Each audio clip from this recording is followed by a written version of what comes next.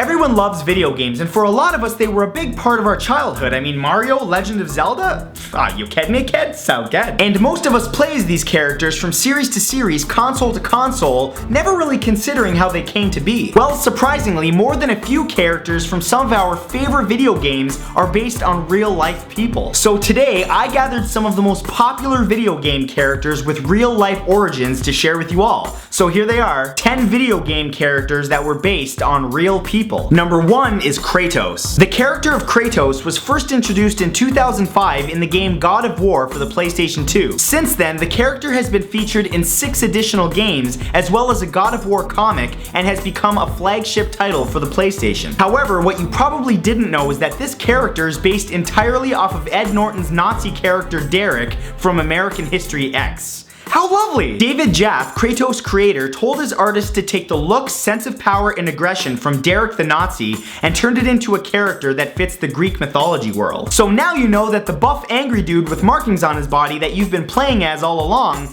is actually based off a buff angry dude with markings on his body that just happens to be super duper racist. You can feel good about that. Number 2 is Sonic the Hedgehog. The iconic character of Sonic the Hedgehog was first introduced in 1991 in the self-titled game by Sega, intended as a mascot to rival Nintendo's flagship character of Mario. Since then, he's been the main protagonist in multiple Sonic games, spin-offs, comics, and 5 animated shows. However, Sonic was inspired by 2 unlikely real-life people, President Bill Clinton and Michael Jackson. According to Sonic's creator, Naoto Oshima, his get-it-done attitude is based off Bill Clinton's demeanor and reputation, and his style and belted boots are based off Michael Jackson in the Bad video. There is no doubt that Sonic's legacy is going to continue to be awesome because the game designers are going to make sure of it. Unlike Bill, who got impeached, and Michael, who...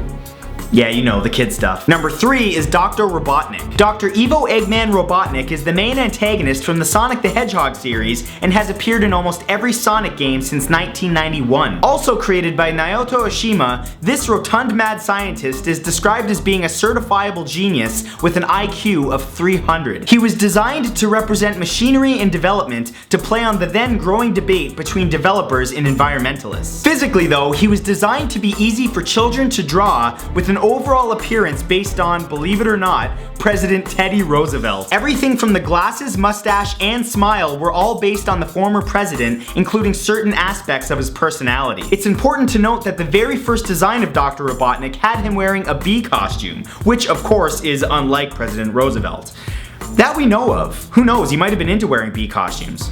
A lot of weird stuff happens in the Oval Office. Number 4 is Boo. The ghost known as Boo was first introduced in 1988's Super Mario Bros. 3 and was originally known as Boo Diddley, a reference to singer Bo Diddley. Since then, Boo has been a staple in the Mario franchise, usually appearing as an enemy, but occasionally as a playable character in Mario spin-off games, or even sometimes as an ally to Mario. Boo is known for approaching Mario from behind, but immediately freezing and covering their face when looked at, a trait entirely inspired by Super Mario Bros. 3 co-designer Takashi Tezuka's wife. He stated that his wife is generally very quiet, but that one day she exploded out of anger because of how much time he was spending at work, which inspired how Boo still acts in-game to this day. Wow, you know, immortalizing your spouse's propensity to explode out of anger at any given moment into a video game character that's going to be seen by generations to come?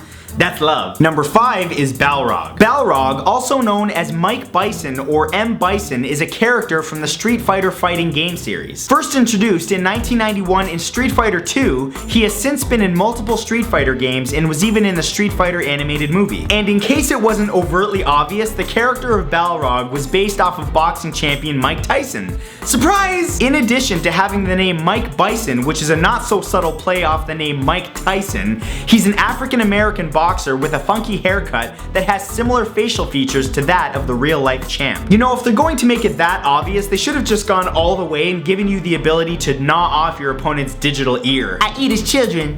Number 6 is Johnny Cage. Johnny Cage is a well-known character from the Mortal Kombat video game series that was first introduced in 1992 in the original Mortal Kombat game. The character is an arrogant and overconfident martial arts actor who provides comic relief for the franchise. And if you couldn't tell, he was created as a parody for none other than martial arts actor Jean-Claude Van Damme. And they do have a lot in common. Johnny and Jean-Claude are both overconfident martial arts actors from Hollywood. Even Johnny Cage's outfit and his legendary splits punch were inspired by Van Damme's performance in the movie Bloodsport. Difference is, Johnny Cage will remain young forever, whereas Jean-Claude Van Damme is getting hella old now. However, Van Damme could still easily turn me into a bald puddle of mush, so you know, I mean no disrespect. I love you. Number 7 is Samus Aran. First introduced in 1986 in the game Metroid for the NES, Samus is an intergalactic bounty hunter with a powered suit and various energy weapons. She's one of the earliest female protagonists in video game history and is one of the most popular characters from Nintendo, maintaining her popularity for over a quarter century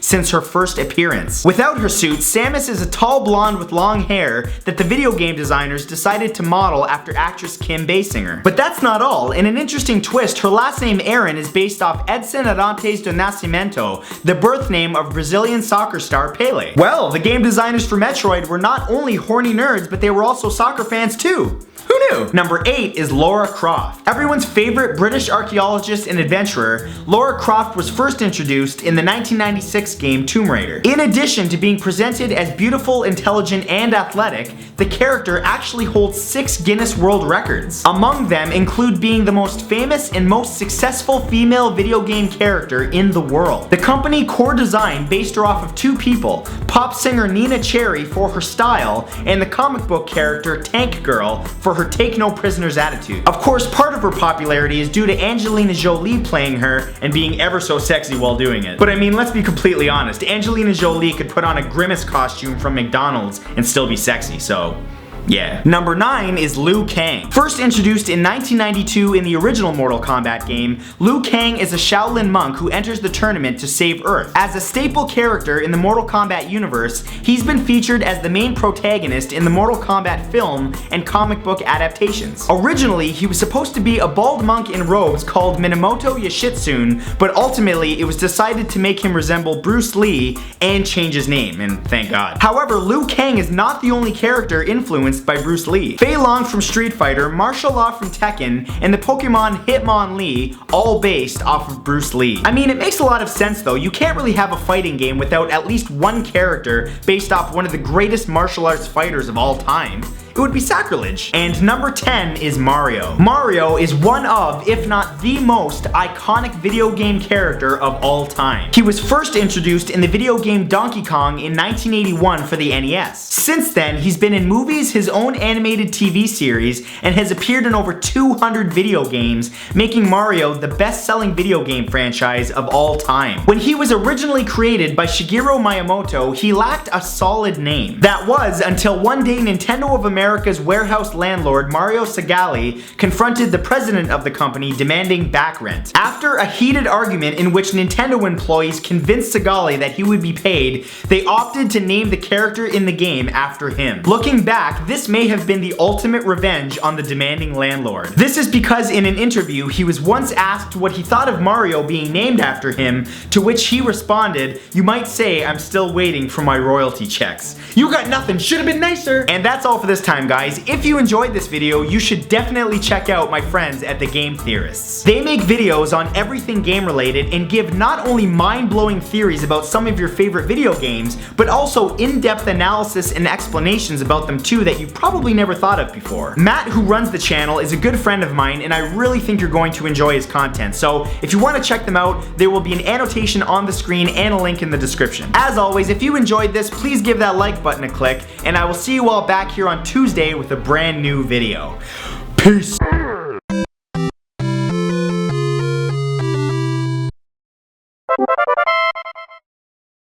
Well, that kinda hurt. Hey guys, thanks for watching my new video. I really appreciate it. If you'd like to see future videos from me, remember to click that big red subscribe button below, and don't forget to check out my friends at The Game Theorists because Trust me, you're just going to love their content. I've been subscribed to them for a while. They are fantastic. And I will see you all back here on Tuesday with another video. Have a great day.